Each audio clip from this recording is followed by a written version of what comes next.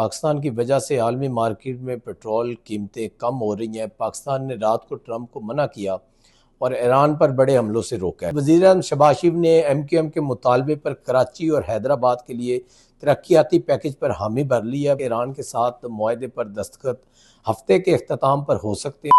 पाक रब के बबरकत नाम से जिसके हाथ में मेरी जान है, जो मेरी सोच से बढ़कर मुझ पर मेहरबान है।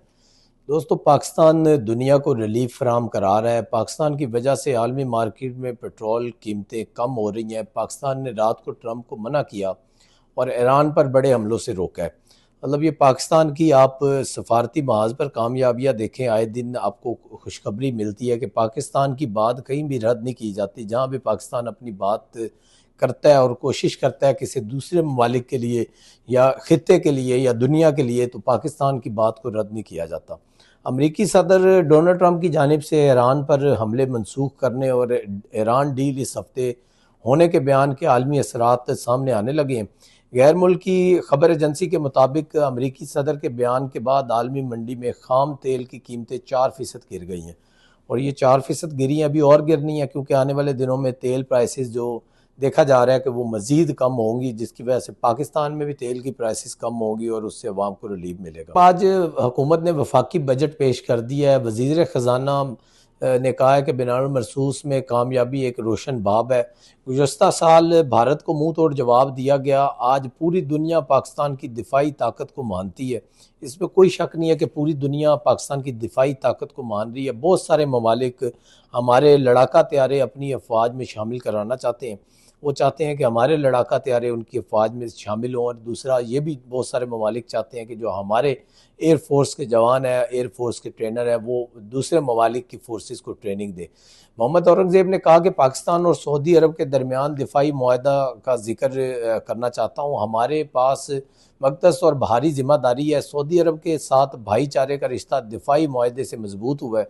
जब ये दिफाई मुआहदा हुआ है तो उसके साथ भाईचारे का जो रिश्ता था वो पहले से सदियों से चला आ रहा है, लेकिन वो मोहब्बत में मज़ीद जो कुर्बत हासिल कर गया उसकी वजह यही थी कि दिफाई मुआहदा हुआ है और उसके बाद उनके दिल में पाकिस्तान के लिए और मज़ीद इज़्ज़त और एहतराम का रिश्ता बढ़ गया।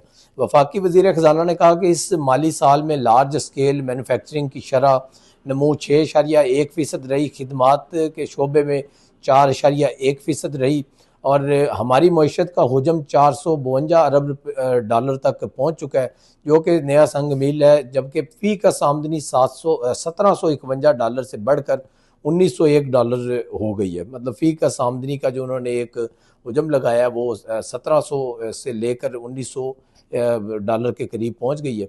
मोहम्मद औरंगज़ेब ने कहा है कि पिछले 2 सालों में पॉलिसी रेट में तारीखी कमी वाक़या हुई है। ज़र मुअल्ला ज़खायर 3 साल कबल 4 अरब डॉलर थे, जो बढ़कर 17 अरब डॉलर से ज़ायद हो चुके हैं। ज़र मुअल्ला ज़खायर 3 महीनों की दरामदात के लिए काफ़ी हैं।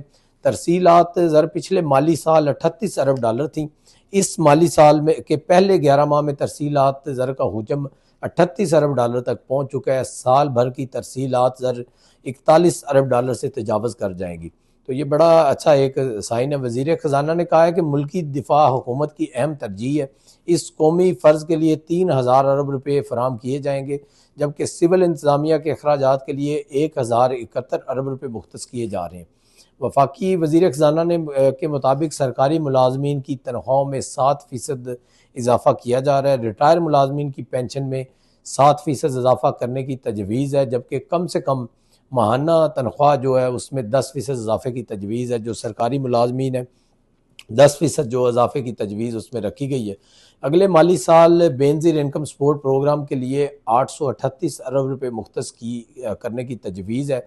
BISP के लिए ये रकम पिछले साल के मुकाबले में 17% ज़्यादा है, क्योंकि महंगाई भी हो गई है और कुछ उसमें नए लोग भी शामिल होंगे, तो इसलिए 17% उससे ज़्यादा पिछले साल से ये रकम रखी गई है। वफाकी वज़ीर ख़जाना ने कहा है कि जारी अखराजात से आज़ाद कश्मीर के लिए 146 अरब रुपये, गिलगित के लिए 88 अरब रुपये दिए जाएंगे और KPK के जो जमशुदा अजला हैं जो उसमें जम किए गए हैं 95 अरब रुपये मुख्तस करने की तजवीज़ है। वज़ीर ख़जाना के मुताबिक आमदनी के 4 सिलेबस के तनख्वाहदार अफराद को रिलीफ की तजवीज़ भी है। 22 से 32 लाख रुपए सालाना आमदनी पर टैक्स की शरह 20% करने की तजवीज़ है, जबकि 32 से 41 तक आमदनी पर टैक्स की शरह 25% करने की तजवीज़ है। 41 से 56 लाख रुपए सालाना तनख्वाह पर इनकम टैक्स की शरह 29% करने की तजवीज़ है, जबकि 56 से 70 लाख रुपए सालाना तनख्वाह पर इनकम टैक्स की शरह 32% करने की तजवीज़ की गई है। वज़ीर ख़ज़ाना ने कहा है कि तनख्वाहदार तबके पर आयद 9% सरचार्ज को ख़त्म करने का फ़ैसला किया है। वज़ीर ख़ज़ाना ने कहा है कि 15 से 50 करोड़ रुपए तक आमदनी की 6 सिलेबस पर आयद पर सुपर टैक्स ख़त्म करने की तजवीज़ है। 50 करोड़ से ज़्यादा आमदनी पर सुपर टैक्स की शरह 10 से कम करके 8% करने की तजवीज़ है। ताहम बैंकों व तेल और गैस तलाश करने वाली कंपनियों और फर्टिलाइज़र पर सरचार्ज बरकरार रहेगा। बजट में जायदाद मुंतकली पर आयद विद होल्डिंग टैक्स में कमी की तजवीज़ है। ये आपको हमने कल भी बताया था कि जो IMF को भी इसके ऊपर राज़ी किया गया है और फाइलर्स के लिए जायदाद खरीदारी पर विद होल्डिंग टैक्स 2.5% से कम करके 1.25% करने की तजवीज़ है, जबकि नॉन फाइलर्स के लिए जायदाद की फ़रोख्त पर विद होल्डिंग टैक्स 5.5% से कम करके 2.75% करने की तजवीज़ है। तो ये जब टैक्स कम होंगे, ज़ाहिर बात है जो प्रॉपर्टी की जो इंडस्ट्री है वो बैठी हुई है इस वक्त, अगर उसका हाल देखा जाए तो इन टैक्सेस की वजह से, कम करने की वजह से प्रॉपर्टी इंडस्ट्री में फिर एक दफ़ा बूम आएगा। जब उसमें बूम आएगा तो पूरी जो मार्केट है वो एक दफ़ा उठेगी, क्योंकि ज़ाहिर बात है प्रॉपर्टी जो इंडस्ट्री है रियल स्टेट की, उससे जुड़ी हुई तमाम बाकी इंडस्ट्री चलती है, जो हमारी लेबर है या सीमेंट है, बजरी है, सरिया, जितनी भी चीज़ें हैं, ईंटें हैं, तमाम इंडस्ट्री उसके साथ जुड़ी हुई है। वज़ीर ख़ज़ाना के मुताबिक कराची को चमन से जोड़ने वाली N25 जो 25 शाहराह पाकिस्तान एक्सप्रेस वे को दो रोया करने के लिए 100 अरब रुपये, सक्खर हैदराबाद मोटरवे पर 30 अरब रुपये की सरमायाकारी की जाएगी, जबकि ML1 के कराची ता रोडी सेक्शन पर काम आइंदा साल शुरू होगा, जिसके लिए 25 अरब रुपये मुख्तस है। मतलब कि ये बड़ी खतीर रकम उसके लिए भी रखी गई है। बजट तकरीर के मुताबिक वफाकी हुकूमत के कुल अखराजात का तखमीना 18,771 अरब रुपये है। 8,054 अरब रुपये सूद की अदायगी के लिए मुख्तस होंगे। PSDP के लिए 1,000 अरब रुपये मुख्तस किए गए हैं, जबकि वफाकी हुकूमत के जारी अखराजात का तखमीना 17,495 अरब रुपये है। दिफा के लिए 3,000 अरब रुपये मुख्तस करने का तखमीना है, जबकि सब्सिडी की मद में 1091 अरब रुपये मुख्तस करने का तखमीना है। बजट दस्तावेज़ के मुताबिक सिविल हुकूमत पर अखराजात का तखमीना 1071 अरब रुपये खर्च करने का तखमीना है, जबकि एमरजेंसी सूरत हाल से निपटने के लिए 430 अरब रुपये मुख्तस करने का तखमीना है। 430 अरब रुपये वो जो आपके रिजर्व में बैकअप के लिए पड़ा होता है, जो पाकिस्तान में कोई भी अल्लाह ना करे डिज़ास्टर आ जाए तो उसके लिए 430 अरब रुपये रखे हैं। मजमूई तौर पर जारी अखराजात 17,495 अरब रुपये मुख्तस करने का तखमीना है।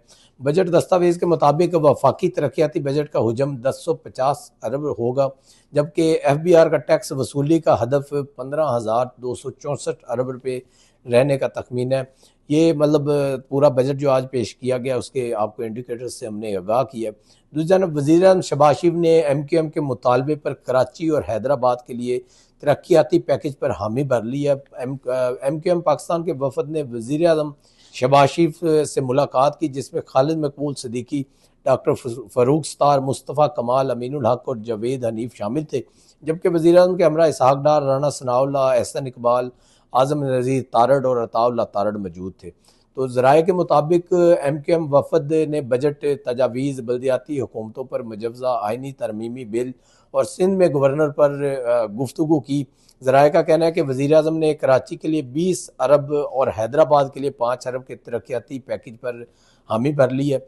ज़राए ने बताया कि हुकूमत की जानिब से MQM के मुजवज़ा आइनी तरमीमी बिल पर MQM के साथ मिलकर पीपल्स पार्टी से बात करने की यकीन दहानी भी करवाई गई है, ताकि उनको भी इस पर इत्तेफाक करवाया जा सके और तो कोई मामला गड़बड़ ना हो।